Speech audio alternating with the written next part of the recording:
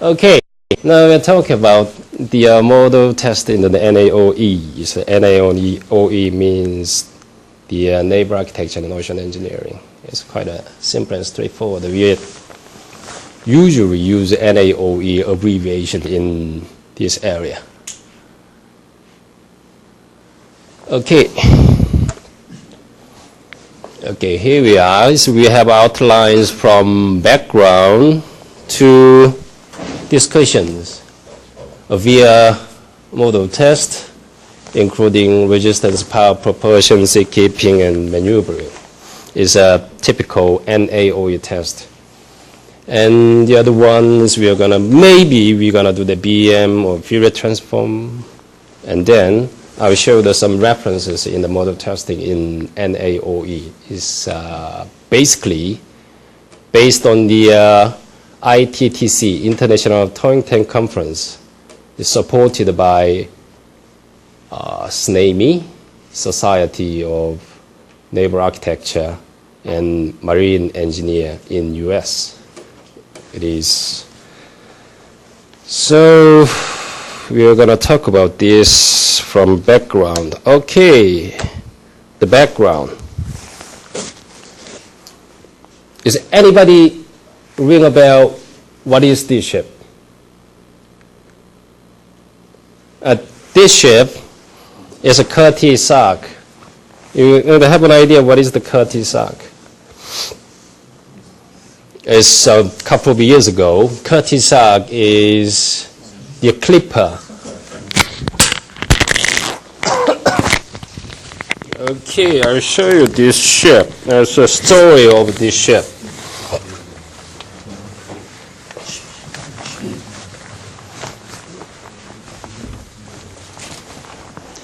You probably have an idea what is Curtis Sark. That is booze, quite a strong booze.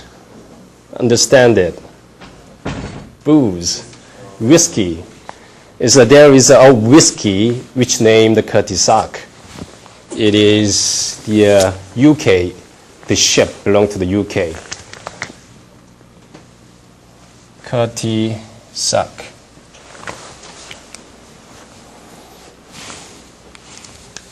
Okay, this ship is Clipper. She has a huge amount of canvas, sails, and delivered a tea from China to Europe, especially in the UK. At that time, it's quite a high-speed ship. It's about 25 knots, just across the Atlantic in 3 days. In Victorian area, it means 19th century, 18 blah, blah, blah, blah, something like that.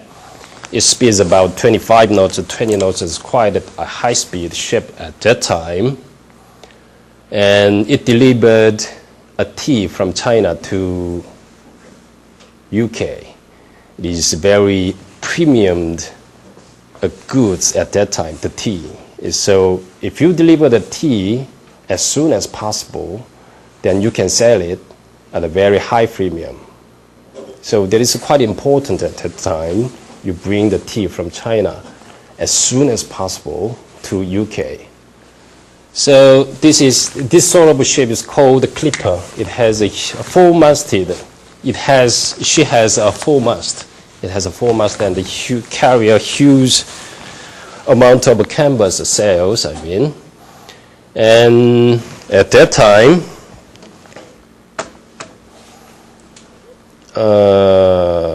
there was. Okay, let's talk about this ship. There's lots of problem in there. Because it crossed the trans-ocean, is just sailed the oceans like Indian Oceans or Atlantic Oceans. There is, in heavy weather, the ship encountered the huge amount of problems, like seakeeping problem, damage problems, or from time to time, if a crew overboarded, it means got out of the ship is overboard. We means man overboard.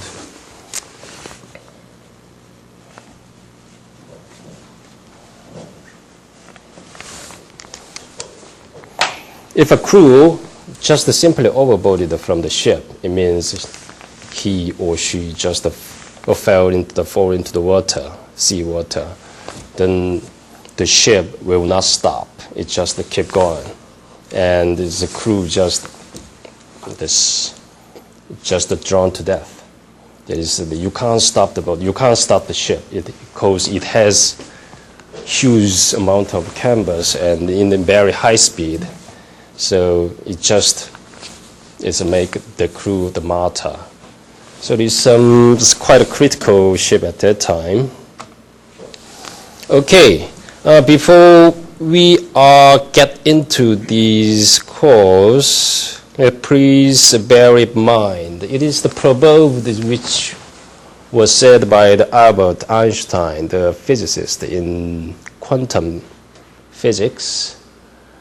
He said that a theory is something nobody believes. If you have made a good theory, something like relativity, something like that, is then nobody believes, except the person who made it. But experiment is something everybody believes, but the person who made it doesn't believe it. That is an experiment. And the other proverb is about the formulation of a problem. The formulation of a problem, they find out what is the problem, define the problem, is more essential than its solution. And the solution can be simply solved by mathematical experimental skills. And before we carrying out the experiment, you may need theoretical backgrounds in every aspect, something like NAOE, resistance, escaping, motions, blah, blah, blah, signal processing. There is a basic knowledge you have to have before carrying out the experiment. And then statistics. Experiment needs statistics. You have to have an idea what is the statistics, including design of experiment. Okay, so we design the experiment, the number of experiment, metrics of experiment, on the basis of a confidence level. We have to have some sort of confidence for the result of the test. We call it simply said that 99% or 95% and 90% or something like that. So based on that confidence level, we design the experiment. So you have to know the theory, what is the experiment, design of the experiment or something like that. And signal processing, yeah, that's essential. And you need the intuition. Have an idea what is the intuition, something like, ring a bell. And observation. As said before, experiment is something everybody believes except the person who made it doesn't believe. We should not invent a result. That is why I mentioned the observation. We simply observe the result. Result may be wrong or may be right, but there is no bad experiment. But invention. And slow and steady. It takes lots of time, lots of money, and lots of patience. So you have to be slow and steady when you're carrying out the experiment. Okay, then why we have to do this sort of experiment or something like that? Because we are dealing with a shape or offshore structure which must be something like this. It's a floating, a stable, oblique position. You can understand this one. It's quite simple. If not, it's going to be like that. It's quite a simple. I don't know, you have heard about the news a couple of years ago. A ship was listed in south coast of England. It means the Napoli. The ship's name was Napoli. About 4,500 TEU container ship built by Samsung Heavy Industry at 1994, somewhere around there. And the ship was tossed to another register, DMV, the Norske Veritas, it's a Norway shipping register. And then ship was just simply listed in south coast of England. It's a couple of years ago, and quite a huge impact in UK area. There's lots of goods, and there's something like a bike itself was floated on the shore, and everybody get together to the shore and pick up the goods and then they gone away. This is something of money free. So a ship or offshore structure must float in a stable, upright position. If not, you're gonna be pay lots of money. And then the ship must move with sufficient speed. The speed is quite critical in the ship because we have lots of is the shipping route around the world, something like transatlantic or trans-Pacific, something like that. It's red means it's quite a heavy traffic in shipping. It's something like this. And then, as what I know is from Korea, Busan City, Busan Harbor to California, it takes about just 7 days by the container ship. It just takes about 7 days to cross the Pacific. Pacific is about 5,000 miles, probably more, 5,000 miles, something like that. Quite a long way to go. And then ship must be able to maneuver at sea. It's something like this. This is a typical maneuvering test. It's a spiral test, it's called. It is something like it has satisfactory maneuverability to steer the ship. If not, maybe collision. Is this a sort of a problem? Cost really lots of money. And then the ship must be strong enough to withstand the rigors of heavy weather and wave impact, or it just break in the middle of the ship and it will sink.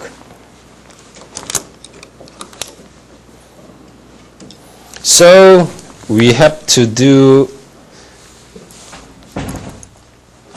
these problems are why we are studying the ships or offshore structure in terms of the fluid structure, hydroelasticity, and impact, blah, blah, anything at all. Okay, then how do we predict the performance? How do we evaluate the performance of the ship or offshore structure? There are three ways to evaluate the performance, predict the performance. There's a full-scale sea trial. It's something like this. You're able to test in the full-scale ship. Intuitively, you can recognize that it is very expensive. You need a whole ship to do such a test.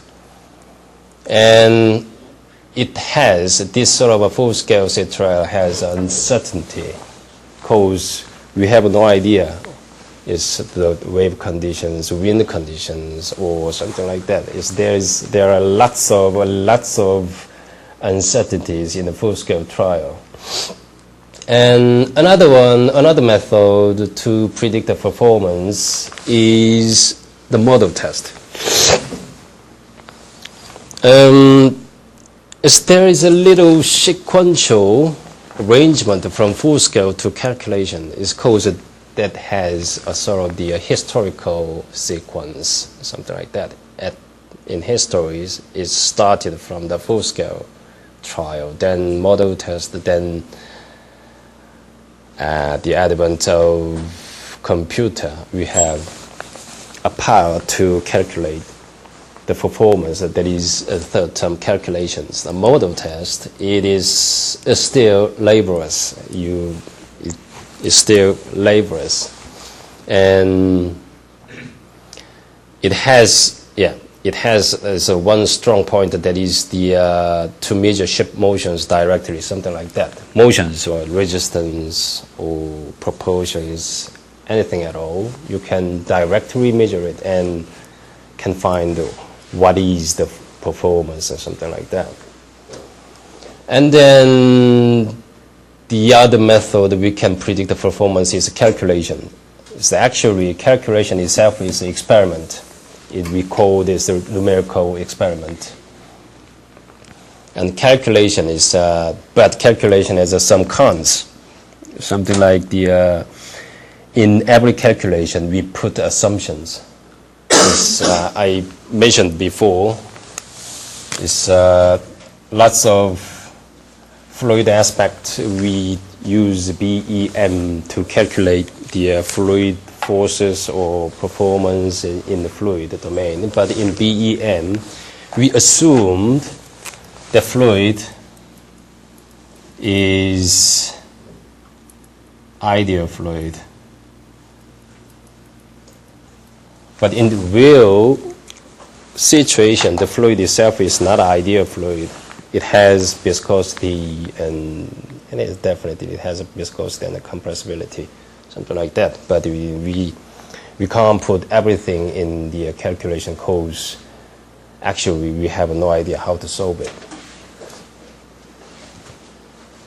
And okay, that is a calculation. It is a numerical experiment. It has assumptions, so the result is not always guaranteed that 100%.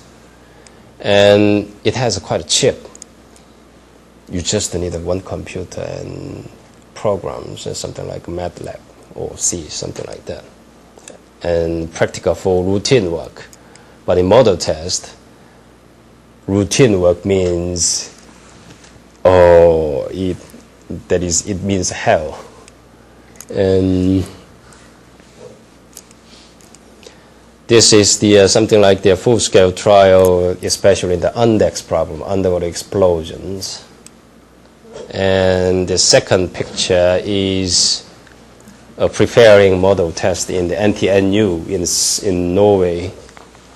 It's something like drill ship. And the third one is the calculation, something like this, is to predict the performance of propeller. So we use numerical code to find out the flow around the propeller and pressure distributions, wake distribution, something like that.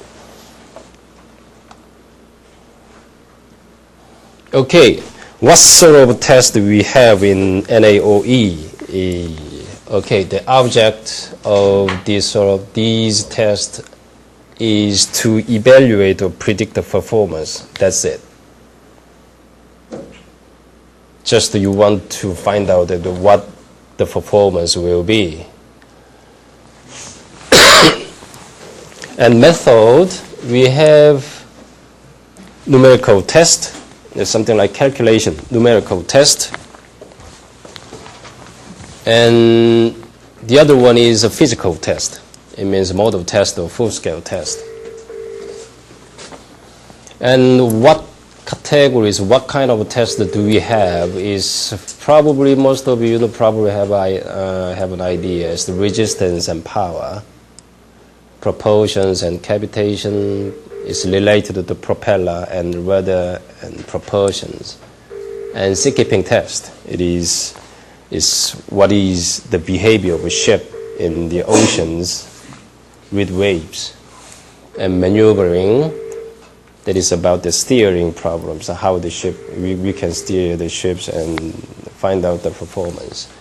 And these four tests are something like the routine work, typical routine work in shipyard or related institute. But nowadays, we have more interest in these areas, special proposed test, something like HSC, high-speed craft, something like this. And hydroelasticity is, anybody heard about the hydroelasticity or hydroelastics? Is the shape itself is not a rigid body. It has a structure. It is a flexible structure. So if a ship is just through into the waves, the ship itself is a bend or and it's, can show a torsions or something like that. Okay, so we're gonna find it how the ship structure behaves in the waves. That is hydroelasticity, which was derived from the aeroelasticity. As aeroelasticity is exactly, and it's quite a similar thing, similar concept in aeroplane. When aeroplane fly through the air with a quite a high speed and or critical speed, the wings just fluctuate and it's gone off. So that is actually the aeroelasticity or aeroelastic people looking for to find out the behavior of the structure, airplane structure in critical flow.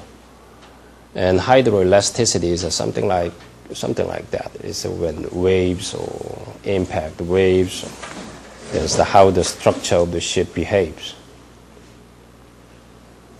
And hydro impact is something like slamming, sloshing, green watering. It's even maybe underwater explosion. And ice, you probably know that it's ice ship. It's at that moment in the Russian area. There's lots of ice ship is under investigation. Something like Moray in the desert city. It needs ice tank, and we have to make a special arrangement about the ice itself. It's a lots of problem they may have. And underwater explosion, and wind tunnel test is NAOE carry out, do the wind tunnel test, something like this. Is sailing boat in the wind tunnel test to find out the performance of sails, sets of sails, something like that. It's a special proposed testing is quite lots of labs or institutes, schools carrying out this sort of their special proposed test. Okay, then the result is probably steady state response or transient response, something like that. We're going to find it out.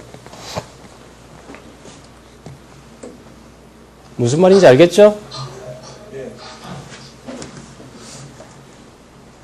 Okay, I've showed the example in history why this sort of test needed, especially in seakeeping area. Okay, sail ship era is something like the Curtis Hug again. We are talking about the Curtis Hug again.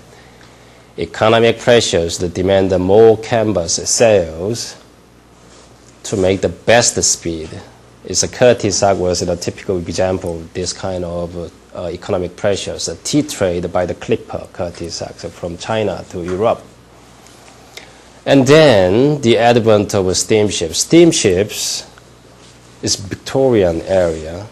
A steamship just emerged from the water surface, and it used engines, something like steam engines, damaging effect. The cause, sail ship.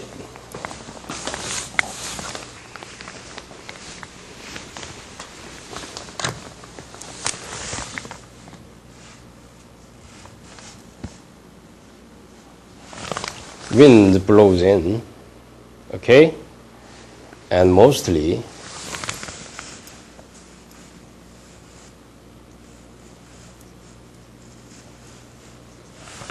wave flows in parallel with the wind directions, mostly.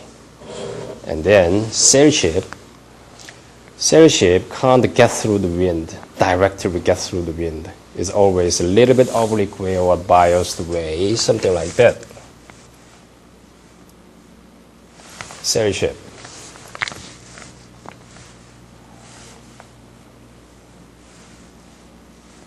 It depends. This angle depends on the performance. The performance of a cell shape is modern sailing boats like the America's Cup boat.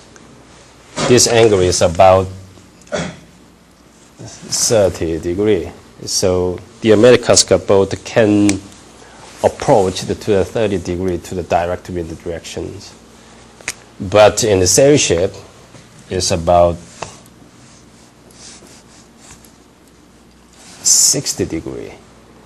So this is why, cause a ship just cross the wave in that direction, then seakeeping problem is a little bit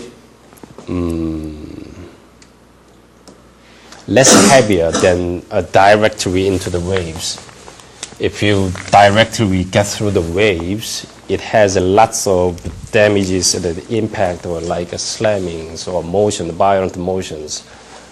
But in sail shape, it just across in the diagonal way has a little lesser motions in the waves. But the advent of a steamship, because the steamship can get through the waves directly, so it can has a damaging effect in heavy seas, like something like a slamming that slams on the water surface or waves, or shipping heavy seas like green water. It makes it as quite a strong damaging effect. And this sort of advent of steamships, at that time, William Freud, you maybe heard about the Freud number. Yeah, that's him. It is William Freud, is a Victorian engineer, and developed a scaling law for predicting the resistance of ship from model test, proposed to the government to build the world's first towing tank at Torquay in UK. That was actually the first towing tank in the world at Victorian era. Is about 19th centuries. And then evolution began. So lots of people proposed to their government to build that sort of towing tank, and let's see, from 1950s, 60s. So we have a quite a strong power of a computer. Then people began to try to calculate it. So after this towing tank installation, then the theoretical method developed, the progressive refinement, and other prediction was actually possible. That was the example in history, especially in seakeeping area.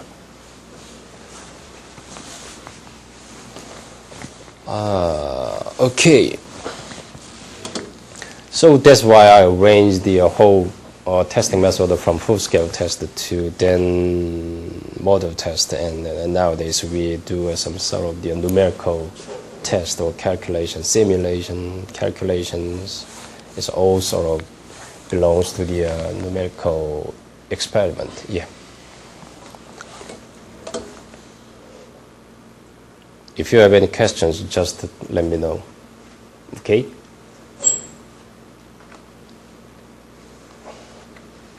Okay, it's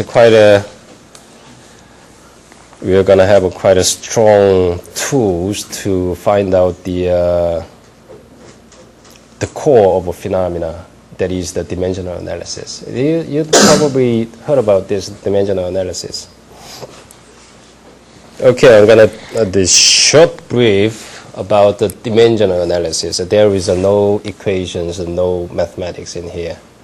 Okay, dimension are just the code that how the numerical value of a quantity changes when the units of a measurement changes. Oh, forget about it. Dimensional analysis is a clever strategy for extracting knowledge from a remarkably simple idea that phenomena go their way independently of the unit whereby we measure them.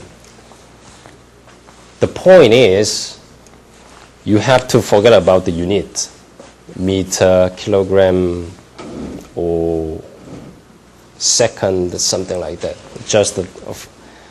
Just forget the units. That is quite important. The dimensional analysis then has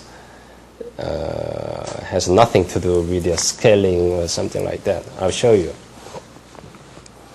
Dimensional analysis is a technique that can be used to clarify and explain the relationship between the physical quantities.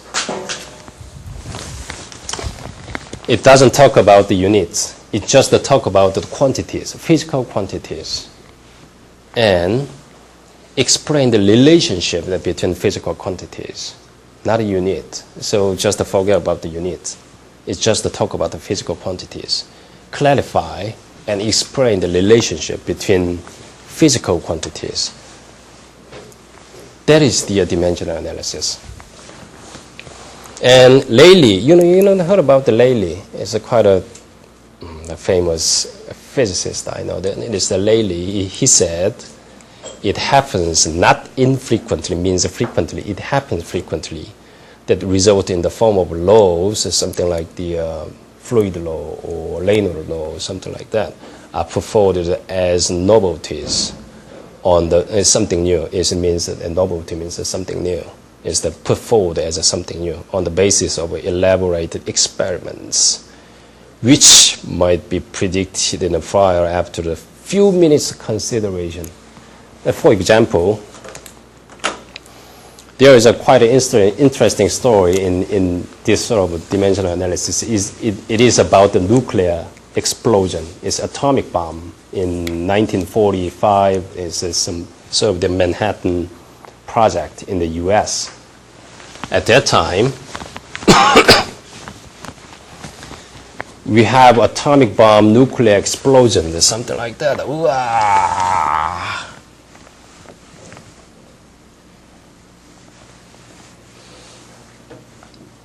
Okay, this is a soil ground. We have explosions of an atomic bomb. Okay, then we can measure in the R. It's a radius. Can you find out the radius in terms of time? You understand it?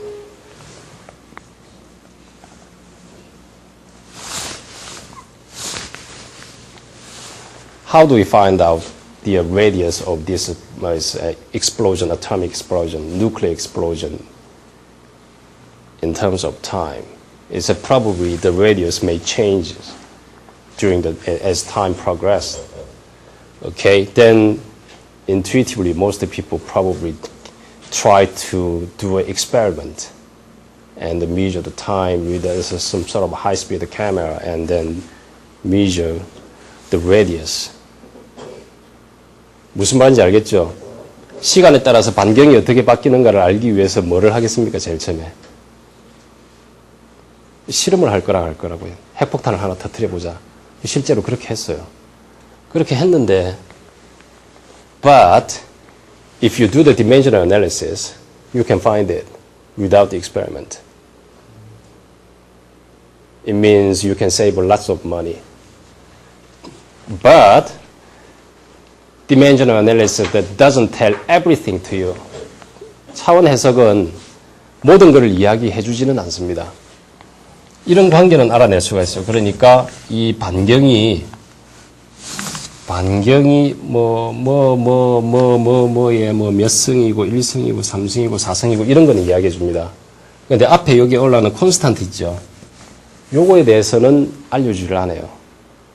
그걸 알기가 참 힘들어요. 요거는 실험을 합니다, 우리가. 요걸 알기 위해서 실험. 이거를 알기 위해서 실험을 하는 게 아니고, 이거를 알려고 하면 실험을 엄청나게 해야 돼요. 그럼 핵폭탄을 한두 개 터뜨려서 되는 게 아니고, 엄청나게 터뜨려야 돼요. 그러니까 디멘셔널 애널리시스 한번 하면 이 식이 나와요. 그러면 요거만 찾기 위해서 한 번만 빵 터뜨리면 돼요. 그러면 핵폭탄이, 시간에 따라서 반경이 이런 식으로 샤웨이브가 이런 식으로 퍼져나간다는 걸 알 수가 있어요. 이게 미국에서 실제로 있었던 일입니다. This is the power of dimensional analysis. Lots of physical quantities. 이것도 physical quantity죠. 반경하고 time. 그죠? 이걸 찾을 수가 있다고요, 우리가. 그게 dimensional analysis입니다. 요게 그 말이죠. 실험 같은 거 바로 하지 말고 생각 좀 하고 해라고 레일리가 이야기는.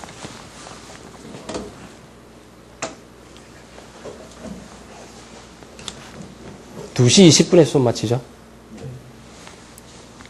그러면 요거만 하고 좀 한 5분 정도, 5분, 10분 쉬었다 합시다. 자, 여기 나오죠. 단위는 미터라든지 킬로그램이라든지 하는 단위는 그냥 인간이 만든 겁니다. 그리고 아까 봤던 피지컬 퀀티티의 관계라든가 이런 거는 단위하고는 상관이 없어요. 그냥 그거는 자연적으로 있는 겁니다. 그래서 그 디멘셔널 애널리시스는 그런 관계를 찾아내는 아주 막강한 툴이에요. 그러니까 요즘 같은 세상에 이제 뭐 테크니컬 엔지니어라든지 사이언티스트라든지 이런 사람들이 지금 찾아내려고 하는 게 이 펀더멘털 릴레이션십이에요. 그러니까 조금 전에 봤던 뭐 시간에 따라서 핵폭탄 반경이 어느 정도 될 건가 그런 게 알고 싶죠.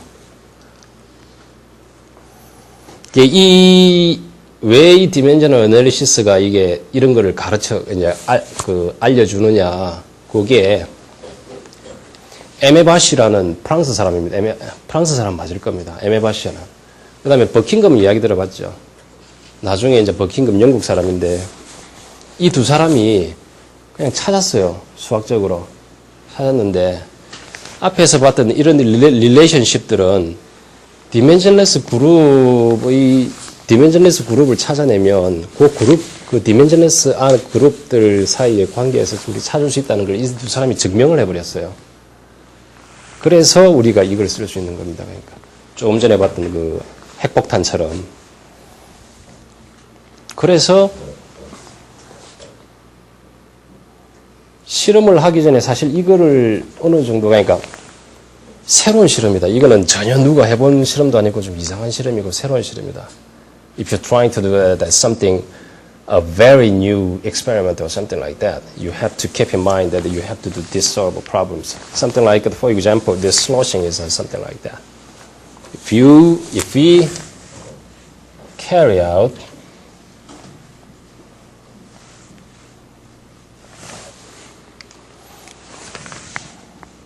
we just want to find out how the ship structure, tank structure behaves during the sloshing. There's somebody trying to find out that this relationship in terms of the dimensional analysis. It takes into the usage pressures and density of viscosity of a fluid and the structure, something like that, everything in there, and try to find out the dimensionless group.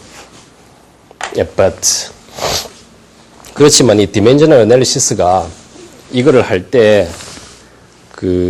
한번 수업은 했었죠. 디멘셔널 애널리시스.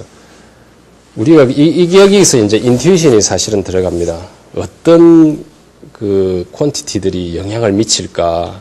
그래서 뭐 길이도 있을 것이고 중력도 있을 것이고 이놈도 있을 것이고 속도도 있을 것이고 여러 가지 그 베리어블들을 우리가 생각을 쭉 한다고요. 그래가지고 이 베리어블 가지고 디멘전리스 그룹을 만드는데 이래 막 만드는 방법도 여러 가지예요. 이놈하고 이놈 붙여갖고 만들 수도 있고 저놈하고 저놈하고 붙여서 만들 수 있고 그러니까 경우의 수가 엄청나게 많습니다. 그 안에서 적당한 디멘전리스 그룹을 딱 찾아내야 되거든요. 그게 이제 인투이션이라든가 아니면 경험이라든가 거기서 상당히 큰 빛을 발휘하게 되는데 그런 거는 사실 좀 힘들죠. 그게 핵심이고 사실은 어떤 베리어블을 들고 와서 어떤 식으로 그룹을 만들 것인가 그런 거는 상당히 힘듭니다. 이게 슬로싱 문제 같은 걸 알기 위해서 우리가 뭐 이쪽에 탱크 안에 공기압이라든지 유체의 밀도, 뭐 점성 이런 것도 들어가고 구조의 뭐 두께라든지 뭐 이런 것도 다 집어넣는데 그 엄청난 베리어블 중에서 어떤 식으로 디멘전레스 그룹을 만들어 가지고 이게 요놈하고 어떤 관계가 있다는 걸 찾아낼 거냐. 그러면 그게 만약에 디멘전레스 그룹을 만들어 갖고 이런 식으로 해보니까 그게 맞는 것 같더라 하면 그 이퀘이션 형태로 나오거든요. 이퀘이션 형태로, 그러니까 뭐 여기서 뭐 요거를 예를 들어 보겠습니다. 여기에서 뭐 생기는 디플렉션을 뭐 펑션으로 두면 뭐 베리어블들의 이래 펑션으로 이렇게 나오는데 이게 어떤 파워의 형태로 나와요. 그러니까 예를 들면 뭐 비스코시티의 뭐 2분의 3승 곱하기 뭐에 또 뭐 1점 몇 승 이런 식으로 파워의 형태로 나오는데 그래서 파워로라고도 이야기를 합니다. 디멘션 애널리시스를. 그런 식으로 이제 쭉 만들어내는 거죠. 그래서 맞는 것 같다 했을 때 아까 이야기했듯이 맨 앞에 있는 콘스탄트를 못 찾아요. 콘스탄트를 찾기 위해서 실험을 한다고요. 이 배는 세일링 보트예요. 그러니까 저 요트인데 그 아메리카스컵 아까도 이야기했지만 뭐 전 세계 유명한 요트시죠. 아메리카스컵, 뭐 볼브 오션 레이스, 그다음에 방배 글로브 이런 데 나오는 배들은 다 테스트를 합니다. 수조에서. 근데 일반 십 같은 경우에는 그 테스트 수조에서 테스트를 할 때 저항 실험 같은 경우에는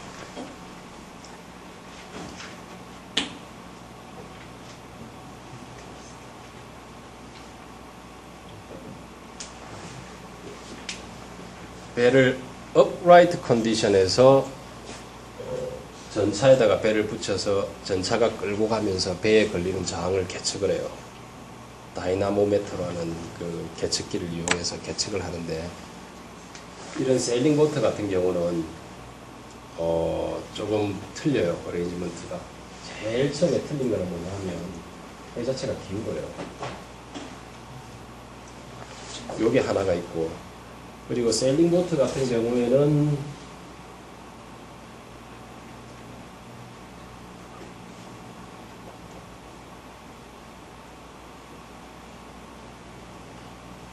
배 같은 경우에는 이렇게 바로 가겠죠, 앞으로. 근데 세일링 보트는 약간 기울어진 상태에서 앞으로 갑니다.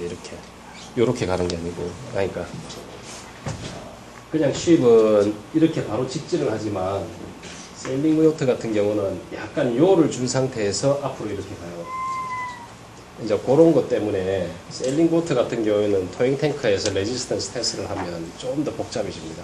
경우의 수도 많고 힐에다가 요주고 이런 식으로 앞으로 하고 그게 이제 테스트를 하는 건데 이런 테스트를 한 세일보트를 테스트를 할 수 있는 곳이 전 세계에 몇 개 안 됩니다. 미국이 있고 영국이 있고 그리고 캐나다, 캐나다 있고 한국도 수조 시설이 좋아서 할 수는 있을 것 같은데 셀보트에 대해서 별 관심이 없어요. 저런 걸 좀 해보고 싶다. 자, 레지스턴스하고 파워 쪽입니다. 레지스턴스. 아까 이야기했죠? 요거. 저항, 알값, 면적, 속도, 배속도, 중력과 속도 나오고, 배길이 나오고, 그리고 이것은 키네매틱 비스코시티라고 해서 물의 비스코시티하고 덴시티하고 이렇게 들어갑니다. 그러니까 생각을 해보세요. 레지스턴스 테스트를 할 건데 과연 어떤 파라메타나 베리어블이 이 배의 저항에 영향을 끼칠 것인가. 인투이션이 좀 필요하겠죠. 경험이나. 그리고 물의 덴시티도 좀 역할을 할 것 같고 비스코시티도 좀 역할을 할 것 같고 생각을 하면 그냥 쭉 써요. 그냥 앉아가지고 베리어블로 앉아가지고 이렇게 쓴 거고 배길이도 좀 영향을 끼칠 것 같고 중력도 할 것 같고 면함도 할 것 같고 이런 식으로 이제 쓰는 거죠. 쭉 써가지고 디멘셔널 어널리시스를 하죠. 쭉 하면 지금 여기는 이렇게 나오지만 이거 말고도 다른 식으로도 디멘셔널레스 그룹이 수없이 많이 나옵니다. 근데 그 중에서 이제 정말 의미가 있는 디멘셔널레스 그룹을 찾아내는 게 중요한데 그렇게 해서 이제 찾아내는 게 레지스턴스 쪽에는 이런 식으로 디멘전레스 그룹이 만들어지더라 하는 거죠. 그래서 우리가 하는 게 요놈은 우리가 보통 프루드 넘버라고 그러죠. 이게 이제 프루드 넘버인데 이 중력하고 관련이 있는 겁니다. 그러니까 중력하고 관련이 있는 거고 요놈은 보면 덴시티하고 비스코시티하고 이렇게 들어간대요. 물에. 그래서 요거는 레이놀드 넘버라고 우리가 보통 이야기하는데 레이놀드 이 아저씨가 그거를 테스트했죠. 이래 회류수조 같은 거를 만들었나? 그래 뭐 회류수조 같은 걸 만들어서 그 안에서 판도 땡기고 뭐도 하고 판을 땡겼을 거야 아마. 그래서 쭉 해보니까 자기도 뭔가 걸리는 힘을 알아보고 싶어가지고 그거를 쭉 테스트를 해보니까 나중에 이제 저 프루드 넘버라는 레이놀드 넘버라는 걸 찾아냈고 프루드 같은 경우에도 그렇게 해서 이제 찾아냈고요. 그리고 세 번째 텀 요놈 요 P는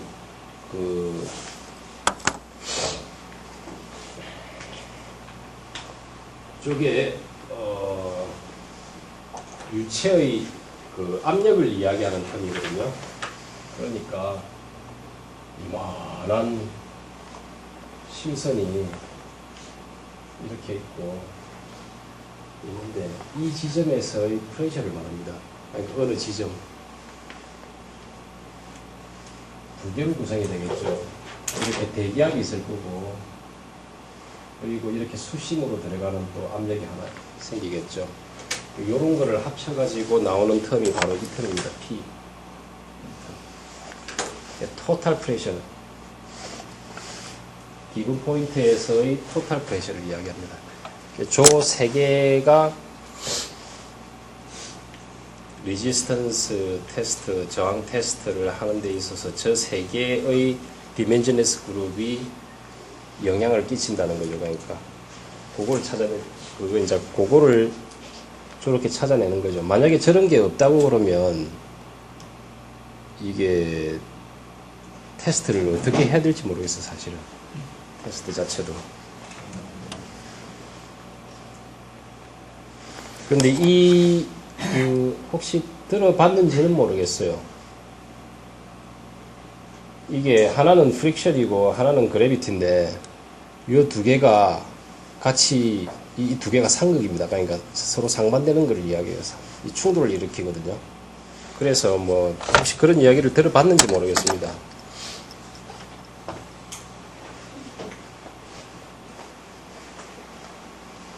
그러니까 이 남바들이 이야기하는 거는 모형선하고 실선하고 저 남바만 맞추면 돼요.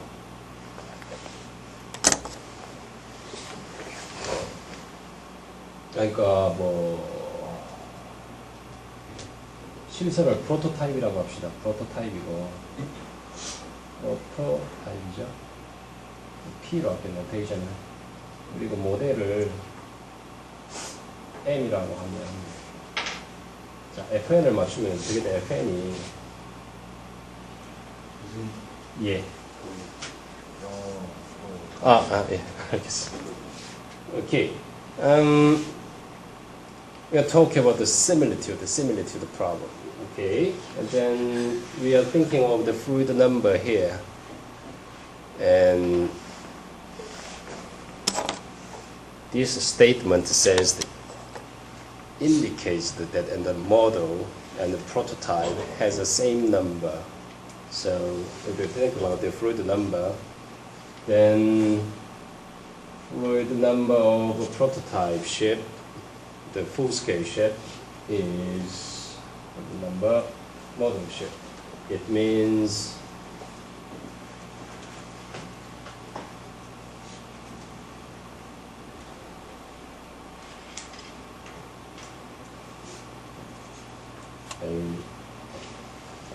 okay, it has this sort of relationship. If we set up exactly the same thing, so like because resistance tester has to think about the three dimensionless group, we have to make three relationships, something like this, and something like a Froude number, and the Reynolds number, and Floyd pressure. Rn is B A.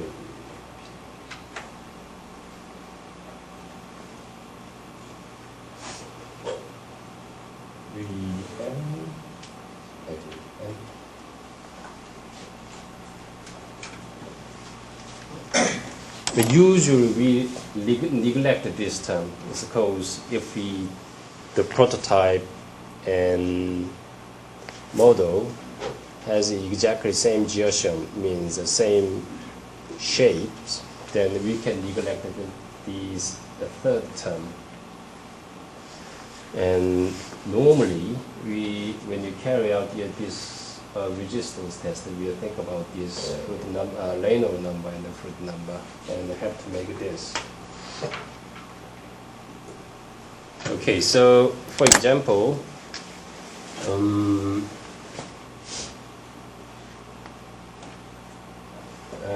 and Lm is 10 meter long, then scale here is 10.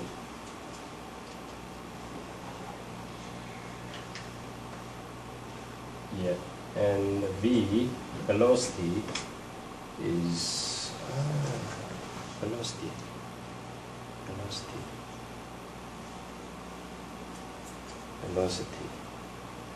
Okay, let's see. When you carry out the test, we usually use in the fresh water intake tank, and we normally think that the density or kinematic viscosity are same. It means in prototype and model test is the quality of the water is the same. So normally this is the same, BP, something like that. So this term is simply gone.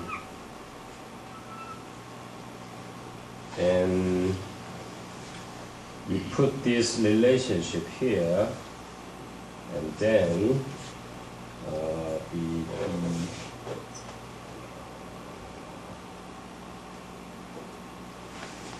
is this right? 자, 봅시다. 토닝 탱크 테스트 할 때 보통 우리가 물을 쓰거든요. 근데 그 물 덴시티가 바다에서 쓰는 그 실선하고 물하고 덴시티가 같다고 보면, 그죠? 요 텀, 아까 봤던 이 텀 밑에 있는 비스코시티 텀들이 다 날아간다고요. 그러니까 똑같으니까. 그죠? 그리고 우리가 배를 이 크기에서 이 크기로 스케일을 했을 때 요걸 요대로 집어넣으면, 프루드 넘버에, 아니, 레이놀드 넘버에 집어넣으면 여기다가 이거 딱 넣어보십시오. 이렇게 되잖아요. 그죠? 그러면 이게 만약에 실선 속도가 25노트다. 그죠? 25노트다. 뭐 모델선이 250노트가 된다고 하니까. 그죠? 근데 250노트에서 테스트를 할 수가 있을까요, 우리가? 힘들거든요. 아니면 속도라든가 길이를 맞추면 비스코시티가 어떻게 되면 비스코시티가 아주 높아져 버려야 돼요. 그러니까 뭐 예를 들면 뭐 용암 같은 아주 찐득찐득한 데서 뭐 테스트를 해야 된다. 그런 식으로 이제 나와요. 그게 이제 이런 문제가 생기는데, 이런 문제가 전형적인 프루드 넘버하고 레이놀드 넘버 두 개가 안 맞는 경우에, 그래서 저항 실험에 있어서는 in resistance test we separate the Reynolds number and the Froude number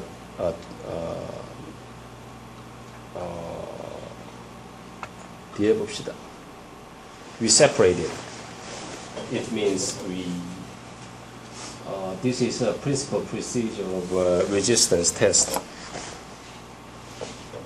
Model is made to a linear scale ratio lambda, random range of corresponding speed or something like this. 그래서 수조에서 시험을 해가지고 우리가 계측하는 거는 전체 장입니다. 배 전체의 장. 그러니까 제면 배 전체 장이 나오겠죠. 뭐 프릭션도 나오고 웨이브도 만들고 그런 식으로 여러 가지 장값이 생기는데, 수조 테스트를 해서 딱 끌고 가는 거는 전체 저항값만 나와요. 그런데 여기서 이제 프릭셔널 리지스턴스, 배의 프릭셔널 리지스턴스가 이제 문제가 생기는 게 아까 봤지만 프릭셔널 리지스턴스를 맞추려고 하면 배를 250노트로 끌어야 된다고 하니까 그런 실험을 할 수가 없거든요. 그래서 프릭셔널 리지스턴스는 우리가 따로 생각을 합니다.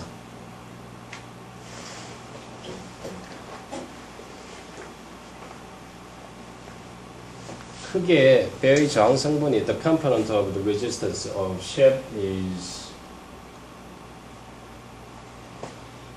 wave making. 배가 앞으로 가서 웨이브를 만들면 이게 저항이 맞을까요? 배가 앞으로 가면 이 파가 생기잖아요. 그러면 그 파는 왜 생기겠습니까? 그게 배에서 어떤 식으로든지 힘을 주기 때문에 파가 생기거든요. 그러면 힘을 주면 반력을 받겠죠. 그게 파를 만드는 우리가 저항값이라고 하는데 그래서 그걸 웨이브 메이킹 레지스턴스라고 그렇게 이야기를 합니다. 그게 있고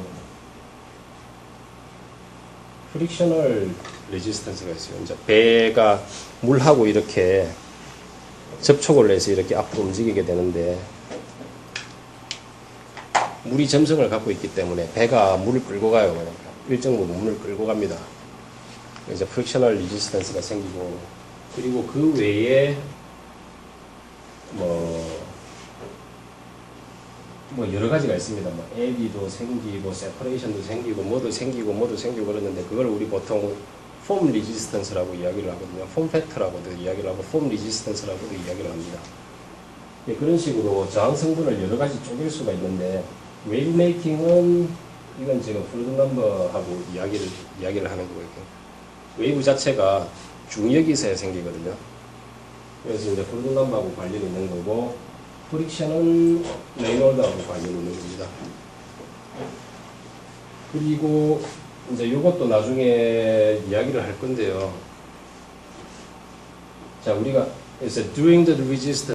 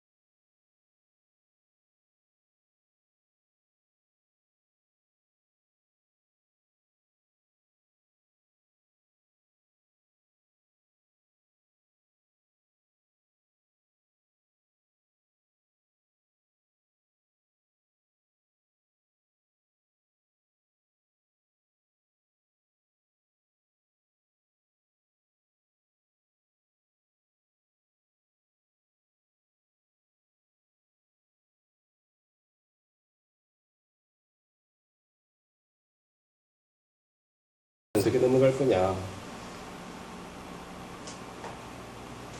이거는 그대로 가요. 그리고 얘는 풀스케일이 돼서 다시 계산을 해요. 두 개 합치겠죠. 그러면 풀스케일에 요놈이 나온다고요. 근데 이렇게 되는 이유가 요거 바로 해서 이렇게 가면 안 되느냐. 그죠? 그게 못 가는 게 아까 말씀드렸지만 요거 놈을 알려고 하면 배를 250노트에서 끌어야 된다고 하니까 그런 테스트를 할 수가 없어요. 안 그러면 그 속도를 맞춘다고 하면 물의 점성이 아주 높든지 그렇게 돼야 되는데 그 점성을 갖고 있는 그런 물질이 없거든요. 그렇기 때문에 우리가 이걸 따로 계산을 한다고. 우리 요 놈을 알고 요 놈은 스케일로 넘어가죠. 요 놈은 풀스케일식에서 따로 계산을 한다고요. 그래서 더해가지고 요 놈을 알거든요. 요 놈을 가지고 우리가 저항이 이 정도 걸리니까 파워를 얼마 정도 줘야 되겠다 해가지고 이펙티브 파워를 우리가 이제 또 계산을 하죠. 이 정도로 밀어야지 이 배가 이 속도로 가겠다. 그러니까 실험이 많겠죠. 배가 25노트로 다닌다 해도 사실 25노트만 또 할 건 아니잖아요. 10노트도 있고 15노트도 있고 이런 식으로.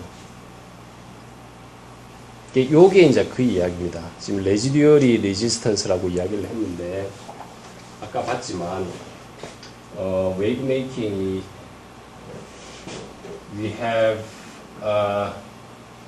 components of wave making, frictional, and etc. It's like a foam, it's a resistance related to the foam, eddy separation, something like everything in there.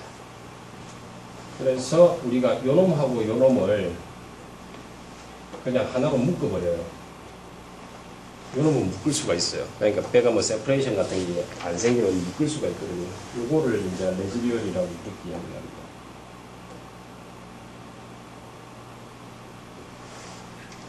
그래서 요 놈을 가지고 가죠. 요게 그 말입니다. 이게 좀 무슨 말인지 알겠습니까? 좀 헷갈리죠? 헷갈릴 겁니다. 이게 안 헷갈리면 이상한 거라서.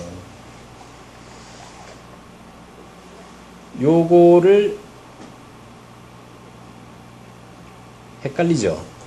잘 알겠는 사람 손 들어보세요. 이게 무슨 말인지. 이렇게 한다는 거를 일단 알고 계세요. 그러니까 요거 이게 원래 저항 수업이 학부에서 한 학기를 하는 거거든요. 한 학기인데 우리는 지금 이거를 뭐 한 10분, 20분 만에 이야기를 하려고 하다 보니까 그 안에 들어가는 아주 세세하게 왜 이게 그러니까 전형적인 게 아까 그런 거죠. 레이놀드 넘버를 맞추려고 하니까 배가 250노트로 가야 된다. 그런 거. 그거 이제 뒤에 뭐 백그라운드를 설명을 하려고 하면 시간이 많이 걸려요. 근데 이제 아까 그건 맞습니다. 그러니까 유체의 그 덴시티나 비스코시티가 똑같다고 하면 배속도가 아주 빠르든지 안 그러면 배속도를 적정하게 프루드 넘버의 배속도를 맞추려고 하면 유체의 덴시티가 아주 높아져 버려야 돼요. 그렇게 해야지 프릭셔널을 맞출 수가 있어요. 근데 그런 속도를 낼 수도 없을 뿐더러 그리고 그런 유체도 찾을 수가 없어요. 그래서 두 개를 따로 분리를 하는 겁니다. 그래서 여기서 보듯이 요놈은 계산을 해요. 여기는 지금 우리가 이 부분을 알기 위해 가지고 수많은 사람들이 붙어 가지고 어떻게 하면 얘를 알 수 있을까 해서 수많은 사람들이 붙어서 연구를 했습니다. 그래서 레이놀드 넘버에 맞춰 가지고 뭐 그래프도 나오고 공식도 뭐 줄줄줄 있어요. 그런데 요놈도 계산을 할 수가 있어요. 바운드리 엘리먼트 메소드 있죠. 아까 이야기했던 그거 가지고 요것도 계산을 할 수가 있어요. 근데 계산 결과가 어썸션이 들어가고 그러기 때문에 뭐 100% 맞냐. 그런데 어쨌든 요것도 계산을 할 수가 있습니다. 하지만 실험에서는 이렇게 요놈을 재는데 요놈은 계산으로 알고 있기 때문에 결국 요놈을 우리가 알 수 있다는 거죠. 그래서 요놈 레지듀얼이 레지스턴스는 그대로 밑으로 내려가요. 그리고 실선에 대해서 요놈을 잡고 계산을 하고 요거 두 개를 합쳐서 실선의 전체 저항을 우리가 계산을 해내는 거죠. 그래서 이펙티브 파워를 찾아내고. 알겠습니까? 그게 이해가 안 되죠. 프루드 넘버하고 레이놀드 넘버.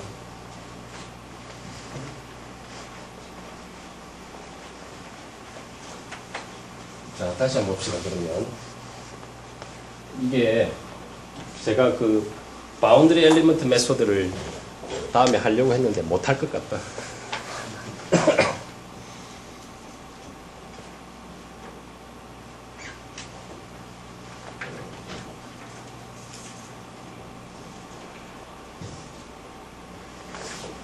자, 이렇게 나오죠.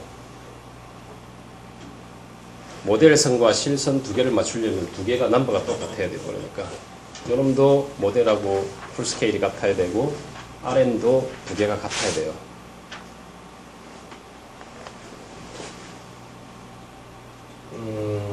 그래서 자 봅시다. 어느 얘부터 맞춰볼까요? 한번.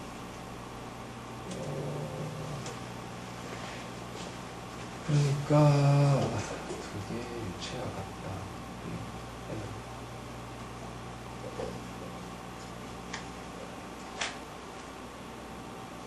자, 요거 궁금한 사람 저기 그 책 보면 됩니다. 자, P&A Principle of Naval Architecture 이거 잡고 있으면 우리가 시간에 다 못하겠네. 저 뒤에 어떤 책이 있냐면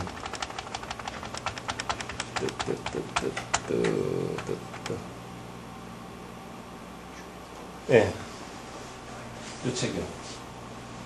Principles of Labor Architecture, Volume 2, Resistance, Propulsion and Vibration. 앞으로 뭐 저항 실험을 하실 분이 나올지 안 나올지는 모르겠습니다만, if you are interested in this subject, then read that book. Okay? So I'm gonna do this as if I start to talk about this, we're gonna take this quite a long time, and we can't finish all this subject within the three times.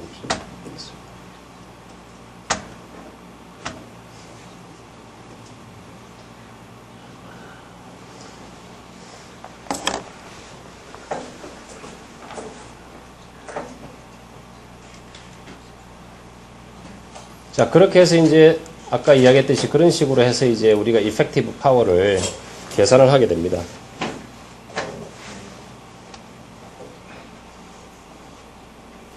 자, resistance test, in resistance test, we have a couple of issues that we have to put quite a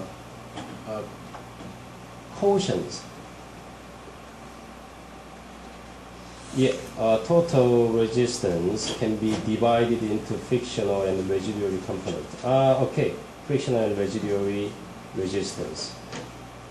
And this is the actual problem in carrying out the towing tank test. That is the consistency of the speed of a tank carriage and accuracy of a towing dynamometer. Because we are measuring the forces. So when we measure the forces, we use a dynamometer. Its accuracy is quite important. And definitely the model must be linearly proportional to full scale. But the other problems that model scale has are the surface correctly finished and properly ballasted and trimmed. Because and the flow of the model is pretty turbulent, so we installed some sort of the turbulent stimulator on the model ship. Okay, these pictures are typical resistance test scene. This is the towing tank. These are small black something is the towing carriage. Towing tank is quite a long one. It's, for example, in the Samsung Heavy Industries over there has about 400-meter long towing tank, and the carriage speed is about 15 meters per sec, about 30 knots. It means about 50 kilometers per hour. It's quite a high speed. And is what I know that is in the David Taylor model base in US has about 1 kilometer long towing tank. And what I heard about is there is about 2 kilometer long towing tank in the world somewhere, but I don't know where it is. And this is the something like towing tank test scene. You see that this is a catamaran. It has towing tank carriage is installed to the towing tank carriage using something like that. Probably somewhere around here there is a dynamometer. It measures the forces. And let's see, something like this. And I put a boat, put a ship model on the carriage, then just tow the ship and measure the forces using dynamometer. And then we can measure the total resistance and keep a process and something like mentioned before, then find out the full scale resistance and find out the effective power. Okay, then propulsion. And just imagine that we just deal with a simple ship model.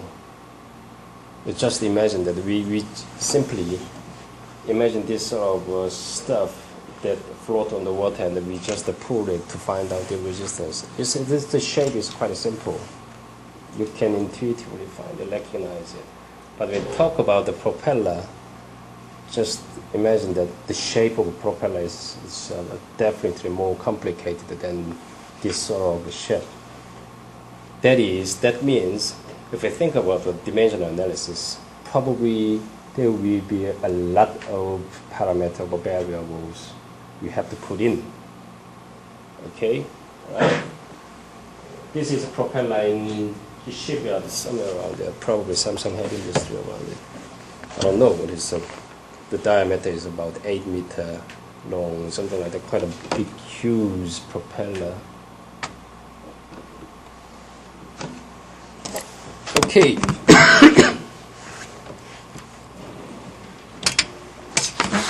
In propeller case, it's a little complicated. It has another term.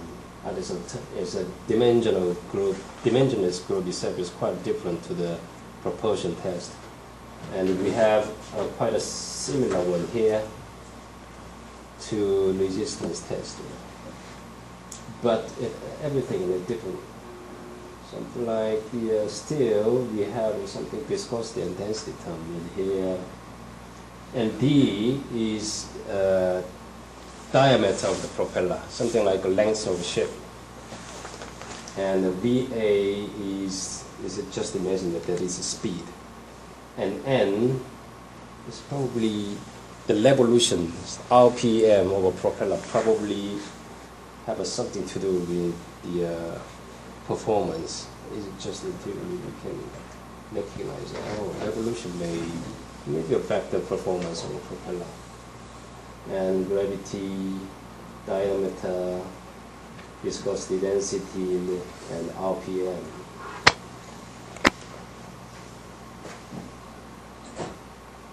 Okay, these dimensionless group means that same fluid number and the Reynolds number on the blade sections should be same, and the slip must be same. This means we usually say that this one is a slip ratio or slip coefficient or advance coefficient. Lots of terms we define this. And this one, pressure must be same. Fluid pressure is what we use like that.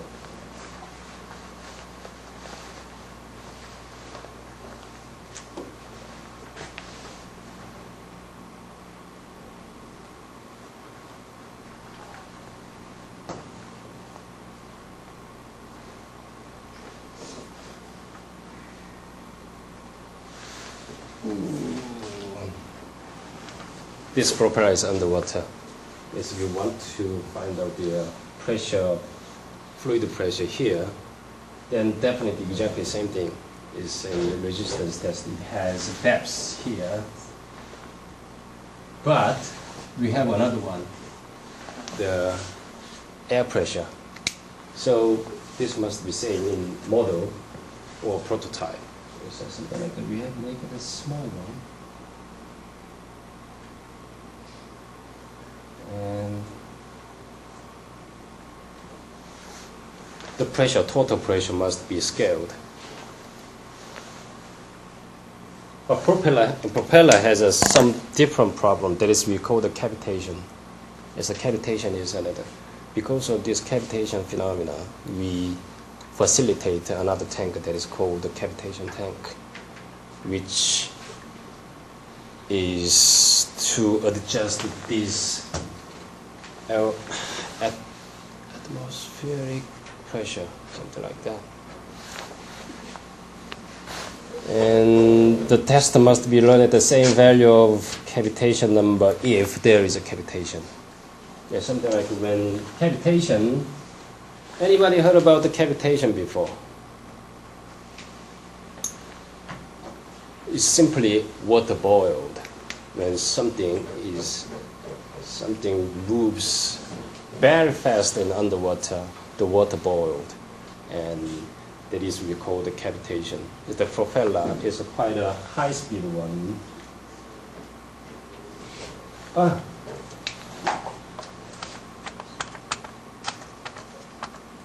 Yeah, something like this. This is a real ship. Samsung Heavy Industry has photographed and made video clips in the full-scale ship with a ship owner, and they picture the real cavitation on the real full-scale ship. Something like that. We can see the blade of the propeller here, and we can see cavitation sheets on the tip of a blade. You can see that when you're carrying out this sort of test in here, in the tip of the blade, you can see that the water is boiled and there's lots of cavity. There's air cavity in here. And something like in the cavity is made on these blade tips. And here is another one here. We call that hub cavitation. There is lots of type, and not that there's a lot. It's about 4 or 5 type of cavitation. And cavitation is quite strongly affected by the pressure, fluid pressure, something like this. Here and here, just like that. Because if a propeller starts to show the cavitation, something like that, and if you want to find out why the cavitation, what type of cavitation happens, then we usually carry out the cavitation test, and to adjust this fluid pressure, we facilitate, as mentioned before, the big cavitation tank. That is this. This cavitation tank is under construction, and in Korea, we have second biggest in the world cavitation tank in Moyori City. It's about 5 stories high. The building itself is quite huge. It's a really huge cavitation tank.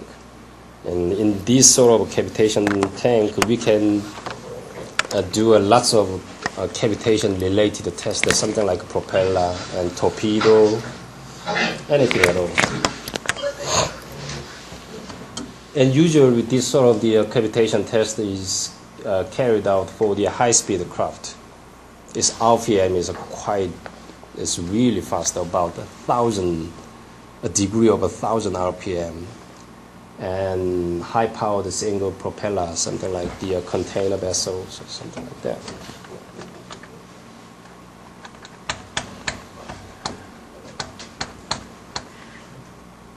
Okay, speed of advance, speed of rotation. Yeah, propulsion test has 3 type of test: open water test, and the self-propulsion test, and cavitation tunnel test. And open water test is something like the Turing tank test. It's a resistance test. It's to find out the performance of propeller, find out the performance of a propeller itself. And the next we carry out the self-propulsion test is to find out the propulsive coefficient and efficiency, including hull. Okay. Then we may take a cavitation tunnel test, which find out the propeller performance in cavitation situation. Okay.